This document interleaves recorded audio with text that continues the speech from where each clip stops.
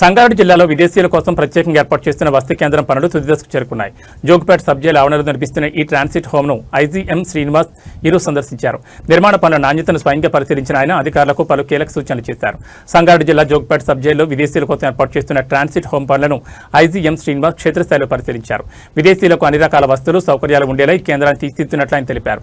నిర్మాణ పనులు నాణ్యతతో కూడి ఉండాలని, ఎక్కడా జాప్యం లేకుండా నిర్ణీత సమయంలోగా పూర్తి చేసి ప్రారంభానికి సిద్ధం చేయాలని అధికారులను ఆదేశించారు. ఈ పర్యటనలో ఐజీతో పాటు జిల్లా SP Paritosh Pankaj, DCP Krishna Chaitanya, DSP Satya Goud మరియు స్థానిక ఇన్స్పెక్టర్లు పాల్గొన్నారు. త్వరలోనే ఈ ట్రాన్సిట్ హోమ్ అందుబాటులోకి రానుంది. అందరికీ నమస్కారం. ఈరోజు ఇక్కడ జోగిపేటలో మన తెలంగాణకు సంబంధించి హైదరాబాద్ రిలేటెడ్ సంబంధించి ఒక డిటెన్షన్ సెంటర్, దాన్ని ట్రాన్సిట్ సెంటర్ అంటారు. ఈ ట్రాన్సిట్ సెంటర్ని ఆల్రెడీ రెడీ అయిపోయింది. ఇప్పుడు దీనికి ఓపెనింగ్ కోసము ఇక్కడ డిటైనీస్ మొత్తం ఇక్కడ తీసుకురావడం కోసము ఏమేమి అరేంజ్మెంట్స్ ఉన్నాయి, ఎంతవరకు ఇంకా చేయాల్సి ఉన్నాయని చూసుకోవడానికి ఇక్కడ రావడం జరిగింది.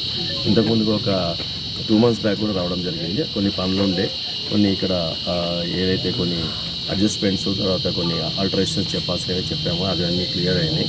ఇంకా కొన్ని ఎక్విప్మెంట్ అనేది కొద్దిగా లాజిస్టిక్స్ సంబంధించినవి చేయాల్సింది, అవి 1 weekలో చేసేసి తొందరగా ఈ డిటెన్షన్ సెంటర్ను ఓపెనింగ్ చేయబోతున్నాం. దాంట్లో భాగంగానే ఇక్కడ ఒకసారి ఇన్స్పెక్షన్కి రావడం జరిగింది. నాతో పాటు పరితోష్ గారు, ఇక్కడ ఎస్వి సంగారెడ్డి, అండ్ నాతో పాటు డీసీపీ డిడి చైతన్య గారు వచ్చారు. అందరూ అలాగే ఇక్కడ లోకల్ డిఎస్పీ గారు అండ్ ఇన్స్పెక్టర్ గారు అందరూ ఇక్కడ ఉంది పరీక్షించడం జరిగింది.